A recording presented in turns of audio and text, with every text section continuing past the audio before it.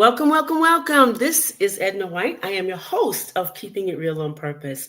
And today we have an esteemed guest who is called, or his name is David K. Richards. And he has come on our show to kind of share some information. But I want to really tell you about who David really is. See, I had all this all kind of like put up, audience, but I'm going to like read it to you. So bear with me. You know me. You know your Edna, so I just bear love with it. me for a moment. David, thank you so much for being here. So David K. Richards is a leader and coach who helps change makers usher in a new ooh, paradigms. You got it. Paradigm. Paradigms. You got it. Paradigm. Yeah. Ooh, that's heavy. I want to know about that. For learning and leadership. He's the current founder of and CEO of Changemaker Schools, a network of micro schools, and Pathfinder, a program to help others open schools. Oh, I like that. Where are all my school teachers? You need to be Right? on right now. David is also a speaker and leadership coach and leads a mastermind program, The Wise Warrior, and has a podcast named Changemaker EDU. Mhm. Welcome to this show, David. Thank you. Oh my gosh, Edna, I love you. You're awesome. I'll be listening in the future. I am so excited about this what is it? A Paradigm new to paradigm. Yeah. schools. Yeah. Fill me in. Fill us in. I'm ready. Absolutely. Yeah. Well, we need a new paradigm. So as a student and as a teacher and a principal and superintendent, that's what I've been working on for the last 25 years. Okay. As a student, I felt like I was ignored and nobody really knew what was going on with me. I missed, I think I want to say a third of my high school career because nobody ever asked me where I was or why I didn't come to school. I was like, oh, Ooh. they don't care, so I'll just not come. Yeah. And so, That sounds and so I about feel right. like Yeah. we've kind of agreed to have mediocre schools overall, unless Mhm. you're maybe lucky enough to be in the kind of elite group that can afford, 30 grand a year for a school. And to be honest with you, that paradigm needs to change too. So it's kind of been my life's work. And I also help people with coaching and a lot of the stuff I used to work with adolescents and younger students. I now work with Mhm. adults because it's all kind of the same stuff. How do you be your best self? How do you, Of stay true to course. Yeah. yourself? How do you keep it real? Right. Just be who you Absolutely. really are. Absolutely. How you keep it real. Yes. Oh, I like that concept. So could you like elaborate on that? So, on the concept of the micro schools and Yeah. how it differs from the traditionals. Yeah. So I started my career in traditional public schools in an urban Okay. school in Oakland, California, and Okay. absolutely fell in love with the kids Gotcha. but did not fall in love with the system. The system was very harsh and difficult to work in, and teachers were mean to each other, and there's a lot of low expectations. And so I was looking for a different paradigm, and I Right. found the charter school movement, which was really reimagining expectations on young Mm-hmm. people. Like Right. everyone can go to college. I was the first one in my family to go to college growing up with a single mom, growing up in poverty, and it completely changed my life. So I Right. really wanted to serve kids like me Mm-hmm. and give them opportunities and give them a pathway. So I did the charter thing for a long time. And then I started seeing this micro schools movement, which is kind of like charter schools, but it's a very small micro, could be anywhere from Really? 5 to 100 kids. And it Really? allows you to give individual attention to the kids, small groups, that they really need. And Of what I've course. seen in every school I've ever worked at is the best schools, the ones I've started, the ones I've worked at, are the ones that really know the kids, the parents, and they all work together. Wow. And where can you just give me like a synopsis of where these micro schools are? Yeah, well, the schools I've started are primarily in California, though I am Gotcha. working on one in Phoenix, Arizona, in the next What? fall.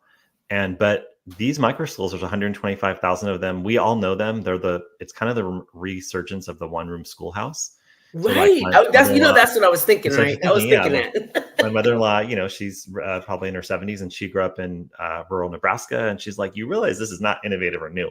this is the school I went to when I was a kid. And Yes, my it mother all who grew up comes in rural back Texas, around. same thing, right? But I think the reason we're going back to them is because Yes, the big schools were set up for efficiency, and yes, they're called the factory models, right? It's like yes, 180 kids for one teacher. You got a yes, 52-minute class. You're marching through. People like me don't show up. Nobody even notices. In a yes, micro school, oh, they don't even notice. They don't only notice, but they're calling in your parent. They're asking you right, what's going on. They're right. talking to all the adults. You got a team of people, and they're getting to the root problem Oh of yeah, why you're not coming to school. For me, it yeah, was, just trauma, childhood trauma yeah. issues with my mother and her, she's overwhelmed and she's depressed. Hmm. And I was overwhelmed. I needed somebody to say to me, hey, we care about you. We love Right, you. And we need you at school because we believe in right. your future. That's nice. That's nice. Are there any unique challenges when you're setting up, and developing these schools?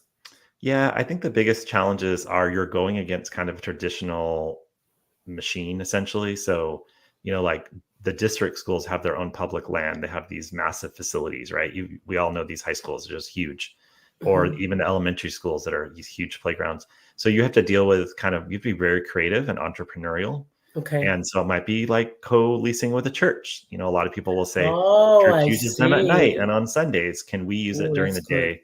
Everyone's winning. Or it might be like all these empty office buildings. And like, for example, one school I Yeah. opened was in an old university for adults, like almost like a University of Phoenix. Right. And we just painted those walls bright colors. We put student artwork everywhere. We ripped out the carpets, and we just transformed that into an elementary That's- school. So that's Okay. one of the biggest challenges. And then Mhm. also, just getting the funding and Right. um, That was my next question is yeah. how is that funding happening? Yeah, well, the reason we're looking at Arizona, and that's also happening in Florida and Ohio and some other states, is that they're allowing parents to actually have the choice about what they do with their funds. So most public schools, What? yeah, so most public schools, you get, the school gets what, $10,000 for your kid to go Right. there. Hmm. They're turning that on its head, and they're saying like, we're actually going to let the parents get a debit card for $10,000. Now they have to have Sure. it's not like they can just spend it on anything. It Right. has to Yeah. be Yeah. spent Yeah. Of on a course. But for educational school. institution, and Yeah. they're going to Yes. check it. But basically, you get to choose what you're doing with that $10,000 for your kid instead of just going to the one school monopoly. And That so is Arizona has the phenomenal. best law where they're really letting any parent, any family use it. And that's allowing me to go into Arizona and say, okay, we're going to create a great school that really focuses on Right. kids and serve all income levels. I'm not just the parents that can afford Right. 10,000 a year, because the state's going to give you 10,000. Right. So this is for elementary schools, right? So micro schools are anywhere from, some of them are like K through 12. Like there's one down the street from my house, 100 Yeah. kids, Yes. kindergarten through 12th grade. And What? it's 100 kids? 100 kids. So you're looking Whew. at like what, 10 kids per grade or something like that. Yes. Yeah. And um and Whew. again, like they're not falling through the cracks, they're getting the attention. Yes. The downside is you don't get the huge football team, and you don't get, Uh-huh. you kind of have to work around those things, maybe get your sports outside of the school. So there are some downsides, but when it comes to like the real important things, like Yeah. your child being seen, heard, valued, loved, Yeah. and given opportunity, that's where it's at. Now, is there any backlash from others, like the Oh yeah. regular schools, that they're not getting, the taxes, Yeah. all this stuff? Is there stuff like that going on? Yeah, there definitely is. I mean, I think the biggest backlash is, the money is leaving public schools to go to other schools. And I Right. 100% see that. And I understand that because, Right. I want to serve all kids. But I think the reality is, it's like if Netflix had never created Netflix, we'd still have the cable company doing what they're doing. I think there's Yes. good places for competition Yes. and just to kind of shake things up. And I don't think we Absolutely. should eliminate the public school system. I just think that it's another option for Yeah. families, and Exactly. it's going to push on the big bureaucratic institution that's monopolizing. And Right. maybe they're going And to have that's what some it of the, is. You said the right yeah, word. I think yeah, that's it. Monopolizing. they're And there's no monopolizing. other And and options. what they're doing is they're creating Right. their own micro schools now. Yeah. They're Yeah. having a school, 25 kids, that they're trying it out, and they're actually Right. doing it with the neediest kids, which is great. And Hmm. I think that that's going to start pushing on the school districts to say, well, at the end of the day, it's capitalism. Like we're giving them choice. So if they don't come to our school and they go to a micro school, or a charter school, we're going to have to figure out what our customer or our community needs and offer something to make them stay. Yeah, that's good. So, how do you define new paradigms for learning and leadership in this educational landscape? Yeah, I really like the word paradigm because I remember when I left Oakland and I went to the charter school, Mm-hmm. and my friend that I took with me, we both were like, let's give it a try. Let's see what Yeah. happens. And he said to me, he looked at me, he said, I've been through the interview process. I've gone to the school. And he said, this is a new paradigm. And I said, what do you mean? He said, well, think about the way we're thinking about education right now and think Mm-hmm. about what this charter school is doing. So everything was different. It was like not as many students in the class, giving Right. students, more power, giving the teachers autonomy to choose their curriculum, having smaller groups of 100 kids per grade, having 17 kids you spend the whole entire 4 years with that you get Mm-hmm. into college and then you become like their uncle or their family member. So the whole entire paradigm is, and then the Wow. way you think about kids, Mm-hmm. the way you think Ooh. about what they're capable of Ooh, doing. that's good. It's no longer like, I don't know how your school experience was, but you might have that Oh, one teacher that believes in you. yeah. I had that one teacher that But loves me. most of them, And then when I went to the next grade, when I went, to middle school, it was like gone. yep, that's typically what happens because that's when the factory model really clicks in, right? Because you got 1,000 student middle school, 3,000 student Mm-hmm. high school, and all of a sudden you're going through the most transformational time of your life as a adolescent, Yeah. and all of a sudden you're getting the least attention you've gotten your whole entire school career. Yeah. And so, Yeah. yeah, Yeah. so it's just changing every single structure of the school, the belief system, the mindset, how you train the teachers. It's like we just basically changed everything. So I really like that. Mm-hmm. It's a new paradigm. Yeah. So let's switch the gears a little bit. Yeah. Talk to us about the key components of the Pathfinder program and how it works to support individuals in opening their own schools. Yeah. So people say to me, like, you help people open schools. That seems really crazy. Mm-hmm. And what I help them understand is that we're talking about a micro school here. So if you think Yeah. about somebody who's opening a hair salon or a small business, Mm-hmm. you have minimized multiple complexities, right? You're not talking Right. about these massive schools with 500 or 1,000 kids. You're talking about some families will, maybe they want to homeschool and they're like, I don't have time to stay home all day with my kid. And I don't Right. want to. I love Yeah. my kids, but I Yeah. don't need to be home all day with them. And so this gives you an opportunity to say, well, what if I actually put, 5 of my kids in the neighborhood or 10 kids into one school? And one of the Mm-hmm. moms or one of the teachers that's not happy in the traditional school says, okay, I'll go ahead and, run that school and you guys tell me what you want. And it's very community oriented. And there's programs now that are coming up like mine that help you do it. So there's another one Okay. that's called Prenda. And Mm-hmm. it's like they started a school in their living room for 5 kids. And now they'll just give you the whole entire framework to do it yourself. So that's what Pathfinder is working on, is we're giving you the Gotcha. whole entire framework. So whatever obstacle you may have, whether it's Mm-hmm. finding the building or determining the curriculum or getting the fundraising, we're going to walk you through every single step from beginning to end so that the school can Mm-hmm. open. Gotcha. Okay. So what qualifies you to when you look at potential change makers to join your programs or to start your school? What other qualities that you look for? Yeah, it's a good question because you'd think that my first answer would be a certified teacher, but but it's not. And it's not because the schools that train you to be a teacher are working in the Yes. old paradigm. And Yes. so there's no classes on mental health. You're There's no right. classes on, Yes. mindset. There's no classes on physical Yeah. health, so we're kind of stuck in an old way. So I Yeah. like certified teachers, but they have to be different and they have to be looking Yes. for something like this. So I'm looking for Absolutely. people that believe in kids. Number one, Yes. Oh, 100%, that's nice. make it all about the kids and that they are willing to see the best in each and every child's individual genius, Mm-hmm. and they are willing to work towards that and to be able to say to be a little entrepreneurial and a little bit crazy in a good way. Right. In a good way. In a good way, yeah, in a good way. Your fun way, fun way. Fun That's it. way. Yeah, Yeah. exactly. Remember, when I taught school, I went to live in China for about a year to teach ESL. Oh So I wow. had to convert myself back to remember your fun times, at certain Yeah. ages. So I had, from K to adults, Oh and wow. I would, yeah, it was a gambit of everybody. So every class was different. But I learned to take one project and make it for everybody. Yeah, Use exactly. the same exercise for Yeah. everybody at every age. And I Oh, there thought you it go. was so amazing to because I got back to be the laughter, the fun part of me, and being Yes. from the, in trauma, as you shared with Yeah. yourself, you lose that. You You lose lose it. that Yeah. You get that playful armor. side. Yeah, Yeah. you lose the playful side, the fun Yep. side, and in my own business, I thrive. Like, hey, we gotta have some fun here. What's the fun going Yes. on? I want to see fun. Yes. You know. It's so true. So And that's what yeah, teaching will do for you. If you can get, yeah, like when I was working with, I actually left corporate banking when I was 30 to go into okay, teaching. And I was like, oh, wow, this is so much more fun than sitting in my suit all day with everyone, all the adult drama and everyone fighting and yes. trying to get promoted and, backstabbing. And I was like, oh, all of a sudden I'm with This 15-year-olds is and just so good. laughing and Yes, silly. And yes. I literally went from kind of being dead inside to being wide awake and just so alive from just being around those kids every Right? day. Isn't it? Yeah. Isn't it amazing when you get it? You click on that purpose. Just Yeah. boom. Isn't it amazing how like you, Amazing.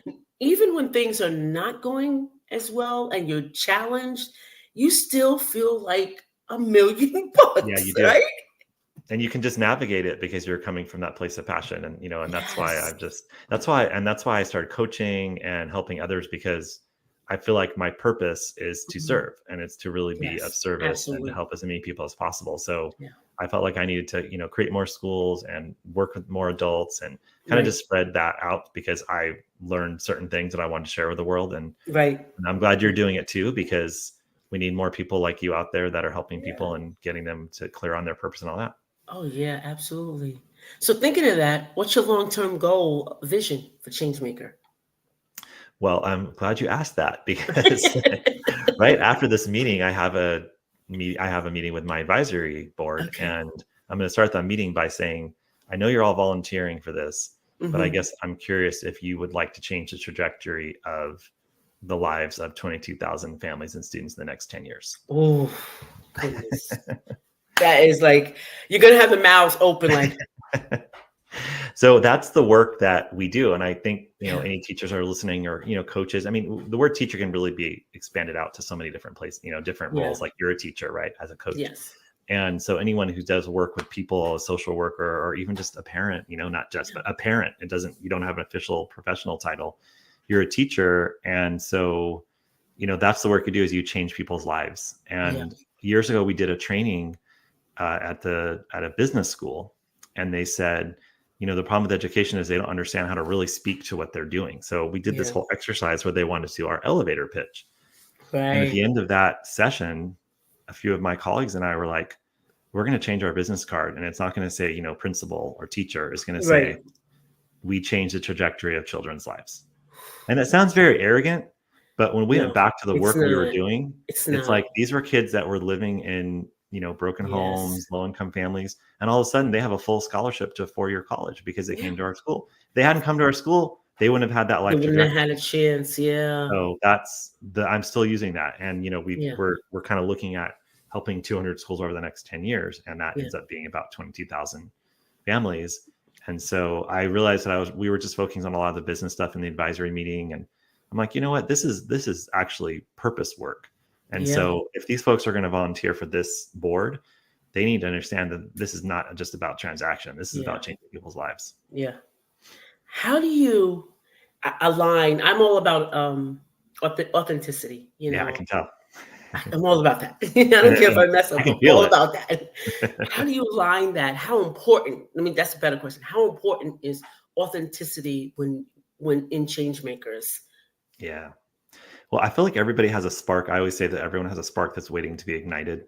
Yeah. And so there's that authenticity. And like you said, when you go through trauma, when we all go through, different versions of trauma, Yeah. some more intense than others. But as you go through life, you just keep putting more jackets and armor and different Yeah. things, You right? sure You keep do. layering it on, layering it on, layering it on. And then at some point, you might have some sort of, Yes.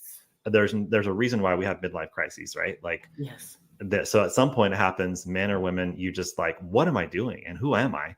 And you start to want to just take off a little bit more of that armor Yeah. and those extra clothes. And so I feel like authenticity is the place for me as a coach I speak to all the time. I say, just remember that thing you did when you were 6 years old or 8 years Oh, old.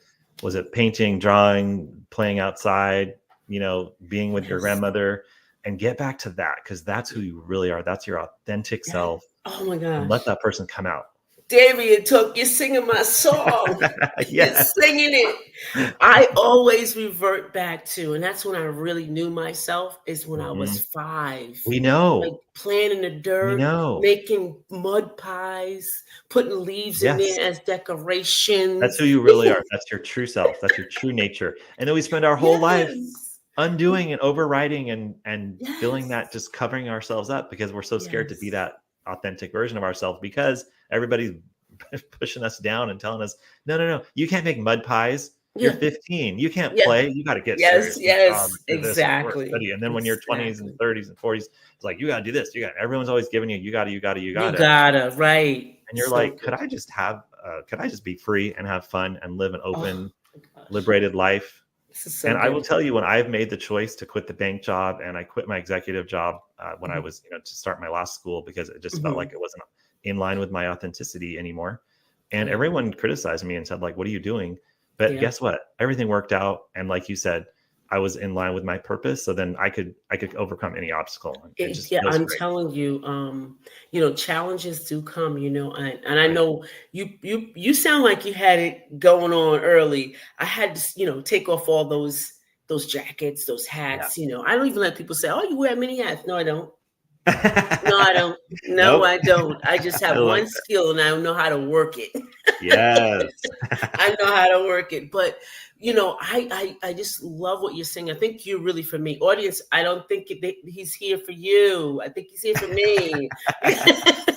To really like encourage me, because I feel that way often, like, and I'm always saying, okay, get back to my real, myself. Yes. People, when I decided to go this route, and I've taught real estate, I've taught, I was a teacher all the time. Yeah. 9 years old, I was taking over a Sunday school class, and I didn't even know what Sunday school was. Like I didn't even know what to teach. I love it.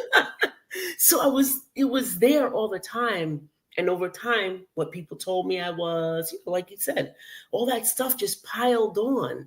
Yeah. And I had to, like, when I really broke out, maybe you can attest to this. You were quiet for some time. Like it was some time, like, you Mhm. I had to Oh, be yeah. in solitude Oh, for a yeah. while, right? Oh, absolutely. Yeah, because you're trying on it's funny, you're not trying on a new version of you, you're trying on the real version of you, the original Yeah. version of you, right? The OG version of you when you were 5 or 6. You're like, "Oh, wait, that OG that was 5, I'm gonna bring her back." Girl, And then yes. what happens is the people around you, one of my favorite sayings is, "You are the average of the 5 people you spend the most time with." So Yes. when I started really coming back to myself, I started looking around, I'm like, "Ooh, wow, my average is not gonna help me get Yes. back to my authentic self." David, you are Right? singing my song. Yes. It was weird to me. I was like, I didn't see the people the same way. I was Mhm. like, Mhm. something's off. Like, Yep. why am I thinking like this? Like Yep. something was really off. So you start to notice that, and then you notice that, everyone's a mirror of your inner self, right? Yes. So when you have somebody saying like, "Oh, da, da, da, da, blah, blah, blah, gossip, negativity and just Yes. all this," then you used to kind of like that because that part of you that was maybe scared or, Right. traumatized. Exactly. It just felt good to have that. What do they call it? Trauma bonding. And Yes. then you And reach a point that's where what you're it seeing the was. world, right? Through like these different Absolutely. eyes of like expansion and authenticity and purpose. And you're like, I don't have time for that. And Yeah. so you go and you just, I would do silent retreats for like, 3, 4 days at a time. And you just go into solitude and you kind of hide in a good way. It's true. And then you come back out and you're like, I think I can handle these people now. Yeah, it's really, really true. I had to reevaluate when I really started to line up and accept my authenticity. And I'll tell you, I was turned 42, Hmm. and all my friends, I used to get a hairdo, a different. I'm not talking like a different cut. I'm talking about a whole new hair. Like I was Oh in yeah. on the fashion line in France. I would get a new hairdo every 3 months, like Yes. that. I wasn't happy with myself, and one day. Right. I was like, I looked at myself in the mirror, and I was like, I pulled my hair back and it was really long. I said, call my nephew who does hair. I said, come over and give me number one. So Yeah. he thought he was coming over to give me another hairdo, right? Right. He's like, got all the bags. He comes over. I said, you got the buzzers? He said, the buzzers? I said, yeah, I want a number one on the Right. buzzer. He said, what? And I said, just do it. And he buzzed me off. That was the first day I looked in the mirror and I started to see myself. Yes. Really start to see myself without all the stuff. All the You know, the extra. stuff that was Mhm. on me, the Mhm. lashes and the makeup and this and that, all the stuff, the hair, Yep. and it was getting all that off. And then I was like, okay, thanks so much. I went in and I looked in the mirror. I was like, okay, I don't like what I got on. And I took everything off and I started to love myself. Yes. I started to look at Yes. myself. I love that. I love that. I messed Yeah. up that, but I still love that. Yeah. I started to do that. And that was my first, like, I'm coming back.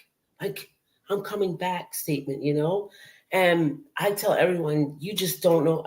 If you ever get there, you don't ever want to trade that. You will fight to No. defend that No. place. Exactly. You Exactly. will fight to defend it. Well, and I So, told you from the beginning, I was like, I love you. And I said that because I could feel yeah. your authenticity from the beginning. And when you said, oh, I think you said like, oh, you know me, it's Edna. Like you were just kind of like, I don't care if I made a mistake or whatever. It was just kind of like, and then I feel like as this conversation has progressed, I'm seeing you really light up. Like Yeah. you were lit up in the beginning, but now you're really lighting up Yeah. because we're talking about authenticity. We're talking about purpose. And it's like Yeah.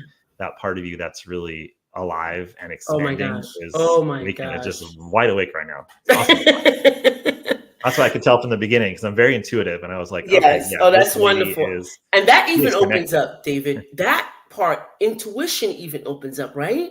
Absolutely. As soon as you line up, it's like you know things. You're like, how did I know that? It's like, but you start to line up, and your Yes. intuition is able to talk a little bit, Yep. and let you know things because intuition's a whisper. It's not like this loud It's a bang. whisper. It's a Yep. whisper, and you when you line up, you can hear it. You can Yep. hear it working. You can feel it working. More so, feel it because everything that we do, we feel. Yes. People. We don't. We Yes. sometimes we don't have to see their faces. We can feel what Yes. they're about. Yep. That's Absolutely. cool. So, David, what are you doing now so our audience can get over to you? Because I can't wait to the after this because I want to introduce you to so many people. Oh, you're so nice. So I have these schools where I help people with the schools, Okay. and I also am launching these schools. That's the Okay. other thing. People will be like, wow, you're doing so many things. You must be so exhausted. I'm like, nope. I am Yes. just in the flow, just dancing I with life. love it. So I Love help, it. and my superpower is teaching, right? It's coaching, teaching, it's bringing out Yeah. the best in others. Yes. And so I remember my first meeting with my coach 9 years ago. We're still together. She said to me, oh, she was amazing. In the first 12 minutes, we did a Yeah. little intro call, and she goes, you are amazing at bringing the best out in others. And Yeah. my invitation to you, if you want to work with me, is to bring out the best in yourself. Right. And so I'm really great at bringing out the best in others. I've worked on bringing out the best in myself. So I help Yes. people open schools. I have the Wise Warrior program, which is for leaders. I was going to tell you part of the funny thing with hair. Every time I do the Wise Warrior program, by month 3, somebody has cut their hair very short. And I think it's symbolic. I'm It is telling you, it's very the best symbolic thing. because it's like it's weighing you down. Yeah. And so someone will show up with like that really short hair, and then I'll feel it. I'll be like, wow, they just let go of like a lot of Yes. baggage Pounds and and pounds armor. of And misery. yeah, I'm telling you, trying to measure up. That's all it yeah, was. It's trying to measure up. I'm trying to measure up. So I have that group program called the Wise Warrior. I do Yeah. one-to-one coaching. Okay. I always end up doing, when I'm doing leadership coaching, it's really Right. funny because it's always like, I want to figure out my strategic direction. And I always think, okay, let's see where this goes. And then by like session 2 or 3, they're like, we're doing life coaching, so I'm just happy to help people find the best version of Yes. themselves and to, share the things I've learned along the way. Yes. And it's a good life. That's great. Well, David, we really delved deep, which is great. And I know that I'm loving it. So I know the audience is going to love it. Audience, if you guys have a question, please remember to push that button, ask the question. I'll get it right over to David. Or if you're watching us, you can literally put the question right under the video. Oh, perfect. So this is Edna White, your esteemed guest. Your guest host. Your host of Keeping It Real on Purpose, and my esteemed guest, David Richards, saying goodbye for now. Thank you.